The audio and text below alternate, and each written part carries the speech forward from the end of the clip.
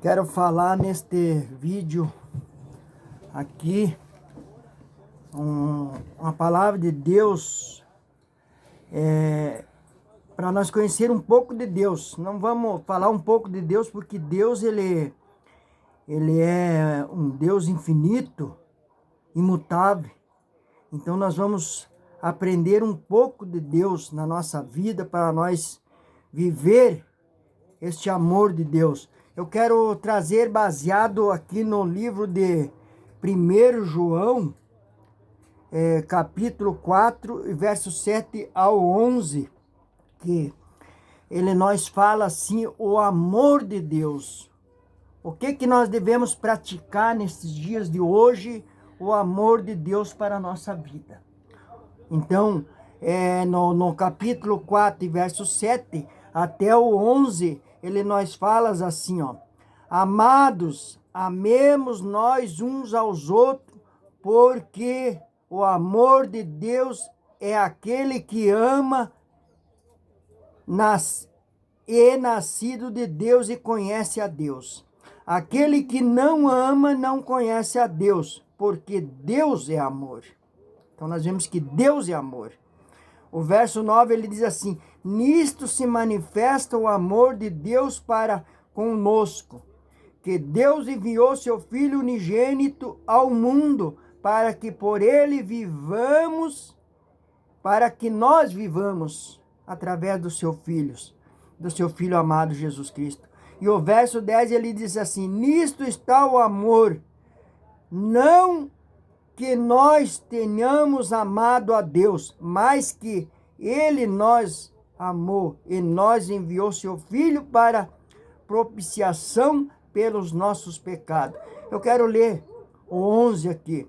Amados, se assim nos amou, também nós devemos amar uns aos outros. Eu vou ler aqui, mais o 12. Ninguém jamais viu a Deus se nós não amamos uns aos outros. Deus está em nós e nós é perfeito o seu amor. Então nós vemos aqui conhecer, que nem eu falei, um pouco sobre Deus. Eu digo assim um pouco porque nosso Deus é infinito, é imutável. Nós iremos falar sobre 3 aspectos, atributos de Deus, sendo eles na nossa vida. Então nós vemos aqui 3 atributos: amor, justiça e fidelidade. Então nós vemos que Deus é amor. O que significa a palavra amor para você? Eu faço uma pergunta. Então significa: o mundo nos dá 2 termos constantemente usados, amor e paixão. Quando nós se falamos amor e paixão, a paixão é um sentimento que se tem por outra pessoa, onde queremos estar perto, queremos conversar, queremos agradá-la e fazer por ela o melhor possível, porém apenas momentâneo ou passageiro. Então a paixão, para nós não confundir o amor com compaixão. Então nós vemos que o amor também, o amor ele diferencia da paixão, é que ele é verdadeiro e a paixão superficial. Paixão é uma coisa que vem e vai facilmente, enquanto o amor é um sentimento enraizado que vem e permanece, tudo suporta, nunca se acaba, mas renova-se cada dia, conforme está em 1 Coríntios 13, 4 e 11, que nós vamos ler aqui. 1 Coríntios 13, 4 a 8, que nós diz assim: o amor é sofredor e benigno. O amor não é invejoso. O amor não trata com leviandade, não se emborboece, não suporta com indecência, não busca os seus interesses, não se irrita, não suspeita mal, não folga com justiça, mas folga com a verdade. Tudo sofre, tudo crê, tudo espera, tudo suporta. O amor nunca falha, mas havendo profecias serão aniquiladas, havendo línguas cessarão, havendo ciência desaparecerão. Mas o amor jamais ele desaparecerá na nossa vida quando nós temos esse amor de Jesus. Então nós vemos que no versículo que nós lemos, no princípio, João nos diz que Deus é amor e que ele provou esse amor, entregou seu único filho para morrer por nós. E nada pode nos separar deste amor, conforme podemos ver em Romanos. Aqui vou pedir para minha esposa ler Romanos 8, capítulo 8, verso 35 até o 39, para ver o que a palavra nos diz. Quero cumprimentar primeiro os ouvintes, na paz do Senhor Jesus Cristo, amém? A palavra de Deus nos diz assim no livro de Romanos, capítulo 8, verso 35. Quem nos separará do amor de Cristo? Será a tribulação, ou angústia, ou perseguição, ou fome, ou nudez, ou perigo, ou espada? Como está escrito, por amor de ti somos entregue à morte. O dia todo fomos considerado como ovelhas para o matador. Em todas estas coisas, porém, somos mais que vencedores por meio daquele que nos amou. Porque eu estou bem certo que nem a morte, nem a vida, nem os anjos, nem os principados, nem as coisas do presente, nem do porvir, nem dos poderes, né? Nem tudo isso nos separará do amor de Cristo. Nem as alturas, nem a profundidade, nem qualquer coisa ou criatura poderá separar nós do amor de Deus, que está em Cristo Jesus, nosso Senhor. Então nós vemos que esse amor verdadeiro, esse amor, nós sempre queremos estar junto de quem nós gostamos e de quem está na nossa presença e na presença de Deus, né? Então é esse amor que nós devemos ter. Então Deus provou seu amor dando seu Filho por nós. E nós, como temos provado o nosso amor para com Ele? Aleluia! Então Deus deu o seu Filho por amor a nós, para perdoar os nossos pecados, para nós livrar da mão do inimigo. E nós o que temos? Amor a Deus e amor ao próximo. Quer comentar? Só queria deixar umas palavras para complementar. Para ver que o amor de Deus é tão grande, que a palavra nos diz assim, que nem nada deste mundo nos separará do amor de Deus. Por que que não nos separa? Porque Deus, Ele deu o seu próprio Filho único por amor de nós. Então o amor de Deus é tão grande para com a nossa vida, que nem tudo que há no mundo separa Deus de nós. Porque o amor de Cristo, o amor do Pai com o Filho, Ele deu o seu Filho para que o amor permanecesse entre nós e Deus. Então o amor de Cristo e o amor de Deus tem que estar sempre presente na nossa vida. Que é o Espírito Santo, né, o Consolador, que Cristo nos deixou quando Ele partiu deste mundo. Então nada neste mundo pode nos separar do amor de Deus, que está em Cristo Jesus. Nós vemos aqui no 1 João, que eu li aqui, capítulo 4, verso 1, que Deus ele nos manda amarmos uns aos outros. Então, eu faço uma pergunta para mim e para você nesta manhã. Nós temos cumprido esta ordem de Deus para a nossa vida? Será que nós temos cumprido de amar o nosso próximo, amar o nosso vizinho, amar a nossa família, amar os nossos irmãos? Será que nós temos cumprido? Porque Deus, Ele é justo.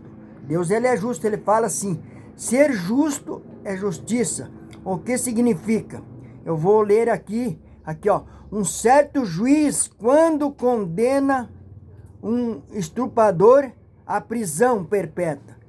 É justo ou injusto? Aqui, ó, quando ele condena um estuprador que estrupou, ele condena a condena perpétua, ele é justo ou é injusto?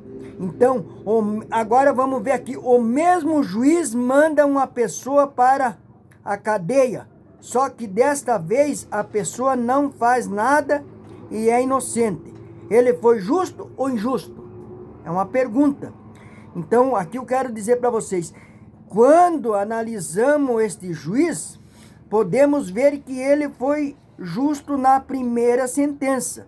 Ele mandou aquele estuprador para a prisão perpétua, mas cometeu um erro na segunda, tornando-se injusto.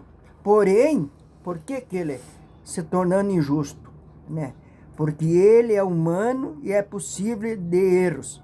Mas nós conhecemos outros juízes que não era jamais. Ele é Deus e não é injusto com ninguém. Então nós vemos que o ser humano pode errar. O ser humano ele pode, porque vemos que na primeira causa ele foi injusto, botou aquele estuprador na cadeia perpétua. E no segundo, ele botou um na cadeia sem merecer. Então, nós, ser humano, nós somos falhos, mas Deus não é. Então, muitas vezes nós falhamos, que Deus vai mandar pessoas para o inferno, né? Então aqui, ó, muitas vezes nós falhamos, que Deus vai mandar pessoas para o inferno. E nós escutamos o seguinte, a seguinte resposta: não, Deus é amor, não vai mandar ninguém para o inferno. E é verdade, Deus é amor, mas Ele é justo e não vai cometer injustiça, como quem vive brincando com Ele. E conforme Ezequiel, que está escrito lá em 39, verso 1, Ele vai julgar. Ele vai julgar. Ele não vai mandar as pessoas, Ele vai julgar. Então, Deus derrama o seu amor através de seu Filho, Jesus. Mas quem o rejeitar sofrerá o peso da mão de Deus. E Ele vai lançar algumas pessoas para o inferno, conforme vemos em 2 Pedro 2 e 4 e 1 Samuel. Então, Ele vai julgar, como está na sua palavra, que o dia do julgamento, todos os joelhos se dobrarão na presença de Deus. Diz, mas será que eu estou para o inferno, vou para o inferno? Se você continuar errando com as coisas de Deus, errando no teu caminho que tu anda, fazendo as coisas em desordem, você vai passar pelo julgamento. A palavra de Deus fala que nós vamos passar pelo julgamento. Então, o que nós devemos aplicar na nossa vida? Se Deus fosse te julgar hoje pelos seus atos, você seria condenado ou libertado? Aleluia! Então, se nós ler lá em Isaías 57 e 14, você tem sido pedra de tropeço. Tome cuidado, pois a mão de Deus pode cair sobre você. Nós não podemos ser pedra de tropeço para Deus. Nós temos que ser fiel na presença do Senhor. Quer comentar? Não. Então, nós vemos que Deus, Ele é fiel na nossa vida. Então, nos dias de hoje, nós vemos a televisão tem dado uma grande atenção à fidelidade. Repara bem nas novelas, filmes e até mesmo em desenho animado. Quase que se vê só traição e nós podemos notar que a fidelidade já é a palavra ultrapassada, já estava virando para o mundo uma coisa quadrada. Muitos estão desacreditados, muitos não se querem. A televisão mesmo, as novelas, como fala aqui na palavra, as novelas, filme, tudo. A gente fala a palavra de Deus, isso é uma coisa quadrada. Mas já na relação de Deus com o homem, nós podemos ver que o homem tem sido infiel a Deus. Mas mesmo assim, Deus tem sido e sempre será fiel para com o homem, pois ele não muda, conforme vemos em Salmos 119 e 93. E Isaías também 45 e verso 1. Então, o que nós devemos aplicar para nós? Deus não negou seu filho para você, será que não está na hora de nós abrirmos mão de várias coisas e ser fiel a Deus? Está no momento, na hora certa para nós mudar a nossa situação de vida, o nosso viver, o que nós prejudica, certos costumes, certos vícios na nossa vida, nós mostrar para Deus que nós vamos voltar a ser fiel, né? Porque Deus é fiel na nossa vida. Então, o melhor jeito de ser fiel é Deus e pela obediência.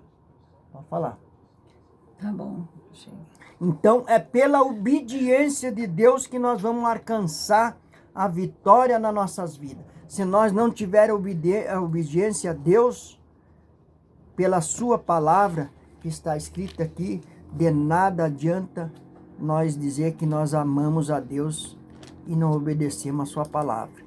Porque é mais melhor nós amar o nosso próximo, viver do lado da pessoa que está precisando de um abraço, precisando de um carinho, precisando de uma atenção, do que nós distanciar daquela pessoa. Porque se eu distancio daquela pessoa, estou me distanciando de Deus. Porque a sua palavra diz que é para nós amar uns aos outros, como Jesus vos amou.